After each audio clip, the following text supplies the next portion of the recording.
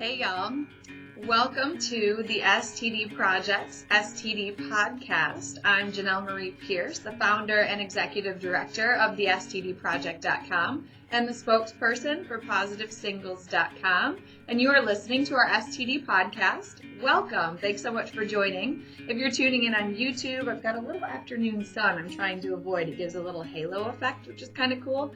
But I'm going to pop in and forward and back and try my best to keep the lighting at an even keel. So today we are talking about just having been diagnosed. If you were recently diagnosed, this is the podcast for you, especially if you were just diagnosed with herpes. This pertains to all STIs and STDs as well. However, herpes in particular, because it's long-term, it carries this immense stigma. It's used as the butt of jokes across all comedy, movies, TV, all of the time. It's like the last It's the last exceptional nope, that's not it either. It's the last acceptable way in which you can shame someone. So there we go. Goodness, I don't know why that was such a tongue twister. It is, it truly is. It's the last thing that people don't comment on or say, wait a minute, that's not appropriate or that's insensitive. My dogs are in the background. Can you hear them wrestling around? They sleep all day long, and then I decide to record a video and they want to play with each other and growl and making all these noises. It's not delightful. Except for them, they're having a grand old time. So, yes, herpes is the last acceptable way in which you can shame someone based on if you want to say that they are trashy and slutty and dirty or promiscuous or a cheater or undesirable, damaged goods, all of these things are used when people are talking about having an STI or STD, and especially herpes, because it's like the punchline all the time. What happens in Vegas stays in Vegas except for herpes.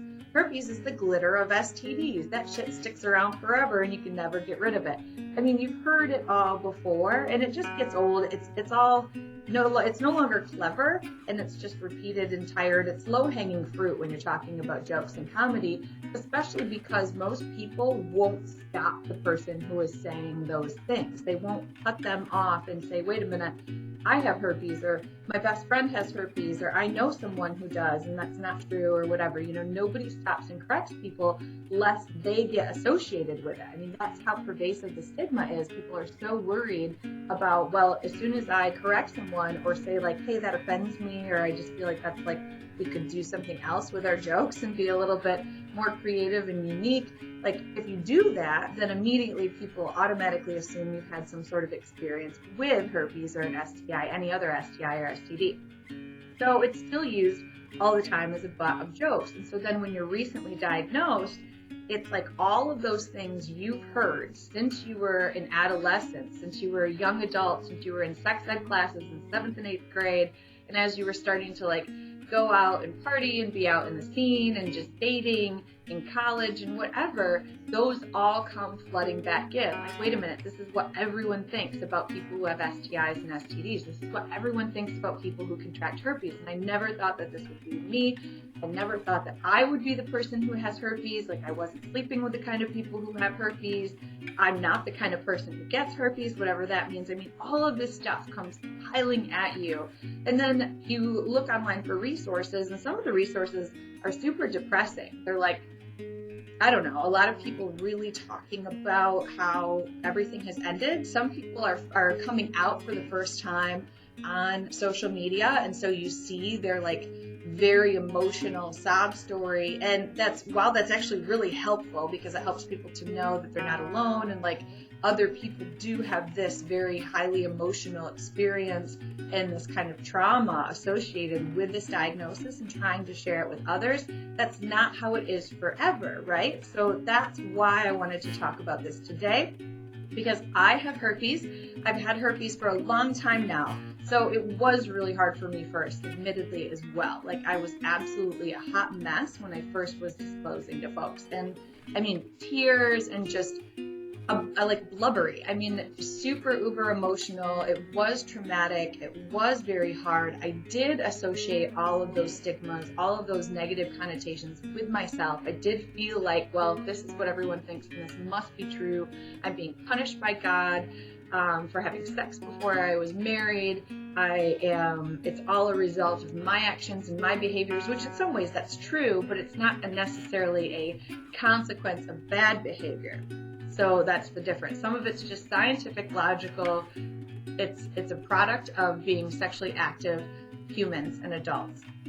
So for me, it's no longer like a big deal. Like I tell everybody, I talk about it all the time. I run the STD project. I'm sitting at the bar top half the time and people are like, what do you do for a living? I'm like, oh, I run a website about STDs. And they're like, what?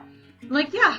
And then they always are like, well, what made you start to do that? Why did you decide to do that? Because I used to be an analyst and an accountant prior to that. I was working for Stryker Corporation in their healthcare division as an analyst before I quit my job and decided I'm going to launch the STD project. And they're like, what made you decide to do that? And I'm like, oh, I have herpes. And it's like crickets. You know, everybody stops talking, kind of looks at me like, oh, I've never met anybody who wanted to admit it. Like out in public, we're sitting around a bunch of people at the bar, you know, whatever.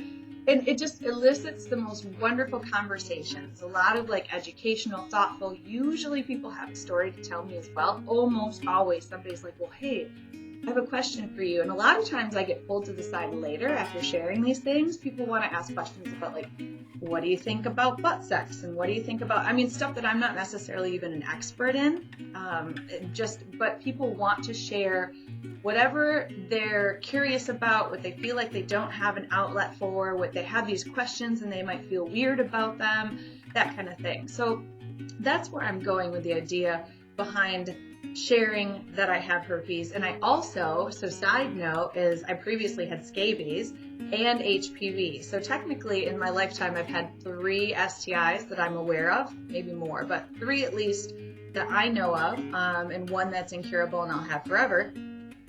HPV clears on its own for most people, and scabies is treatable and then clears as soon as you get treatment.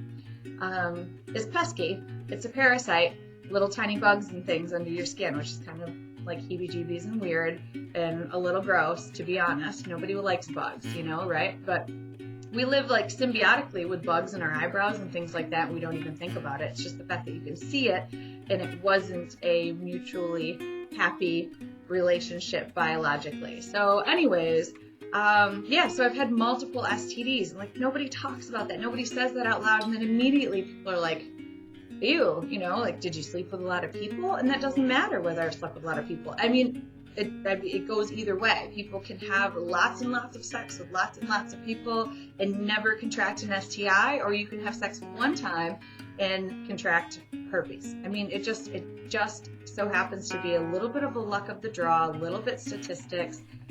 Some of it's inevitable. There are 30 plus STIs out there, and the likelihood that you are going to contract an infection once you become sexually active is higher than the likelihood that you're not going to contract an infection. So, but we just don't talk about it in that kind of way. And initially it's like you're scared, you don't know what to do. And I want to read, I just received, so instead of actually paraphrasing for you and how you might be feeling, because everyone feels a little different after a diagnosis, but the point with this whole podcast today is to talk about like there is a flip side. And eventually you won't actually care. Not really. I mean, if you have a long-term permanent infection, sometimes if you have symptoms, like the symptoms are obnoxious, they're pesky, and like you'd prefer not to have them at all. And that's how I feel about herpes outbreaks. I mean, I still try and reduce them, and I don't enjoy them, but that is basically the extent of where it goes. The rest to me is irrelevant, and I just don't care. Say what you will about somebody with herpes, call me a whore, a slut, trashy, whatever. That's just not how I define myself anymore, because I'm not embodying that stigma. I don't believe that about myself, and really I am the judge of how I want to feel about myself every given day. And so that's what I'd like to like put out into the world and give to you, is like there will be some hope and some positivity. But in the meantime, you may be feeling like this. So let me read a message I just received from a reader, and that was this week. That's what kind of inspired this whole podcast. This person says, Jenelle, how does someone accept having an incurable infection like this? He's talking about herpes in this message. And initially the answer to that is you don't right away. You're in denial. It is shameful, or at least you've taught that it should be shameful. And it is hard to accept because you never expected you to be in that position. Like you didn't feel like that was ever you. I felt the same way. I was like, no, I'm not sleeping with those kinds of people, these dirty people or whoever they are and whatever that means. It's so subjective and mostly inaccurate and doesn't make a lot of sense, but that's truly what I thought. I mean, some of that's just plain ignorance. It's not stupidity, right? Stupidity is not knowing, not having the ability to know and understand at all. Ignorance is just not knowing at that time, with the ability to grow and learn and get more educated. Here's my dog in the background. I don't know if anyone can see her, but she's running around with the other one and they're making plenty of noise. So that should be fun for the background of this podcast today. Okay, so he continues, it has been about a month since I have known and I have been nothing but depressed. And that's understandable. It's okay to be depressed. So like beating yourself up for feeling shitty about it is probably not going to do you any good. I feel like it's all right to embrace it, to like sit in that frustration and that shame, that depression, that anxiety and fear. Sit in it for a moment. Acknowledge that that's how you feel and that this is where you're at this time, because later when you're someplace else, you'll be able to look back and be like really solid. Like I was in such a place and I was like all up in the feels, you know, and in a really awful way. And then now I feel so different, and what a beautiful thing that is, right? So it's okay to be there, and it's okay. I mean, you aren't crappy for feeling crappy, right? We get this idea with social media that we should always be happy all of the time. Everybody's having these just wonderful lives. They're living their best life all the time. I even have a tank top that says living my best life. And I mean, some of it's positive and wishful thinking, but some days I just feel crappy no matter what, and it's not to do with having herpes. It's just like life and things and whatever. All right, so he goes on to say, I've barely been able to get out of bed most days, and I have quite often thought about suicide. So this will be a whole nother podcast talking about herpes and suicide and the thought process behind that. I want to provide some additional links and stuff like that. So I'm going to sidestep that part of this for right now, but it's okay to feel that desperate and alone, but you aren't. You absolutely are not alone. There are so many people. Well, there are a few of us now. I guess I shouldn't say so many. There should be so many more who are out and talking about living with herpes, living with an STI, whether it's herpes or any other STI, HIV. There's all sorts of advocates talking about their life experience living with HIV, so on and so forth. Other infections as well, HPV too. So you really, truly are not alone, but it's okay that you feel that way right now. Just don't allow yourself to stay there. Know that like there are other people. And if my message, what I'm saying right now and the way in which I'm saying it and my personality and whatever doesn't resonate with you, that's cool. There are other advocates. There are other people saying similar things in just a different way and sharing their story and their perspective, their angle and whatever. So seek them out. And I'm also going to share a bunch of resources and a bunch of links to additional advocates as well. So hang tight with that. Okay, and let me finish with this message. I just want my old life back. I feel like I can't tell anyone about this, and I don't know how I will be able to find someone who's accepting of this condition. You won't ever be the same as you were before you were diagnosed. So, and the reason I'm reading this is because I feel like a lot of people, I get these kinds of messages almost verbatim all of the time, and I felt this way almost verbatim years and years ago. It's been a long time, so it's hard for me to recollect that in the same way. So I think it helps to like hear that this is somebody else's perspective right now. Literally this week I got sent this message.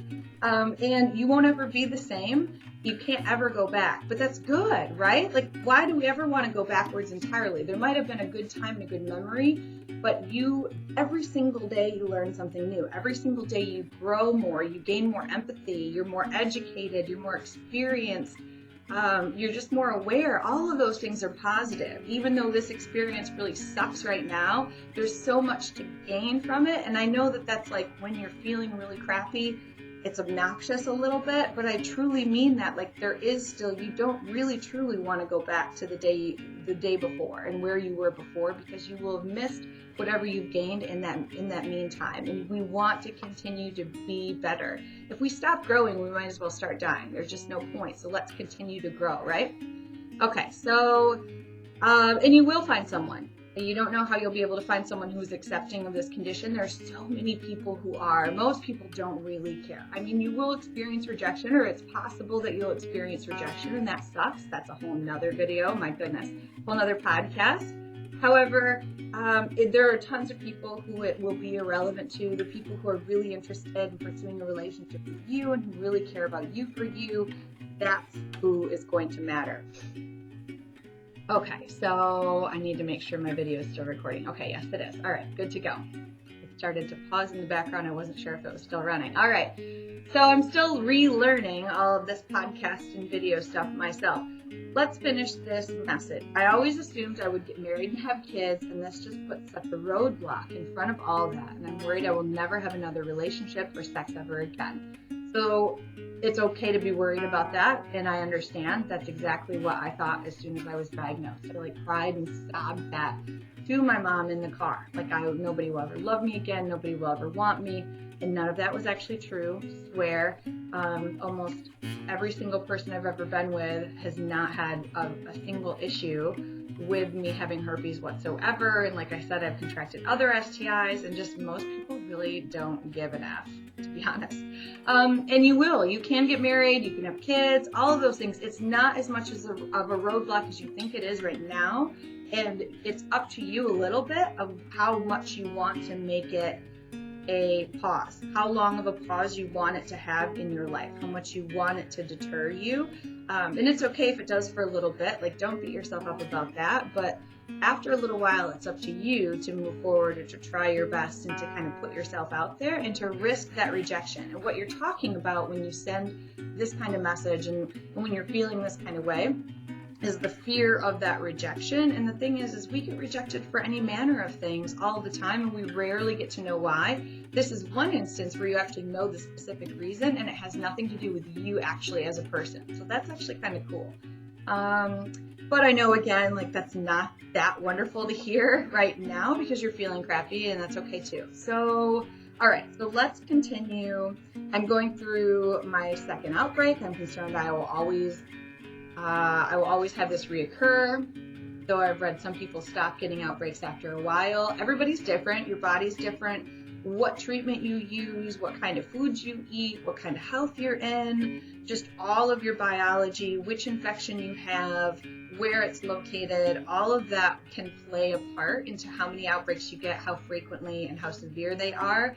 So there's no rhyme or reason. You're just going to have to figure it out. But even if you got outbreaks all the time like I do, and now I get them a little less frequently because I am on preventative meds and things like that. Even so, you can still have tons and tons of sex. You can get married. You can have children. I mean, you can do all the things. I assure you, I promise.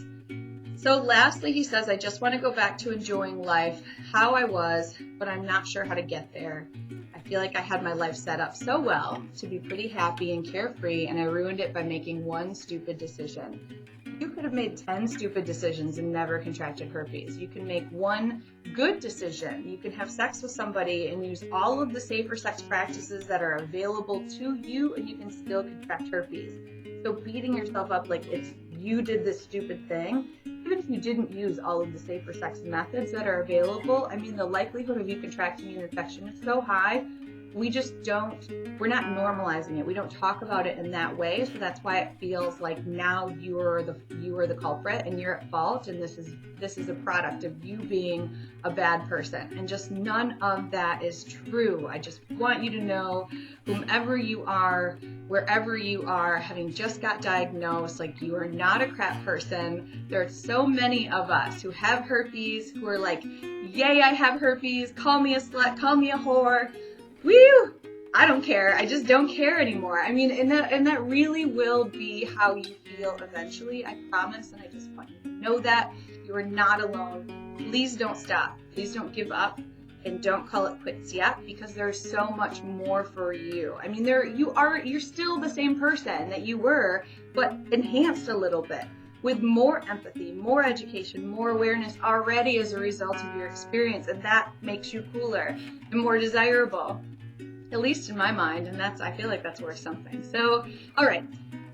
This has been a long podcast, and some of them are longer, some of them are shorter, but this was important to me to get out. I felt like this person's message to me was so indicative of so many other messages I receive on a constant basis every time someone is newly diagnosed. I felt that way when I was 16 years old. That's been a while now, almost 20 years. My birthday's on Sunday. So yeah, it won't always feel that way. It won't take 20 years to not feel that way too. It does not have to take that long. That's why the advocates are out there doing this kind of thing, like myself. So stick with it. You're going to be okay. I promise you. If you would like to listen to the uncut, unedited version of this and see the video as well, check us out on YouTube, The STD Project. Subscribe to the channel, like the video, send us a comment, let us know what you think. If you have a question and you don't want a private consultation, we do private consultations on the STD Project through the contact form. You can get a private answer from me, or you can send me a random message with a question, and then I may have an opportunity to answer your question on an upcoming podcast and video. So stay tuned. Find us on all of the podcast places. Subscribe. I think it's in this corner. I don't know. It's somewhere in the corner. Do the stuff over here.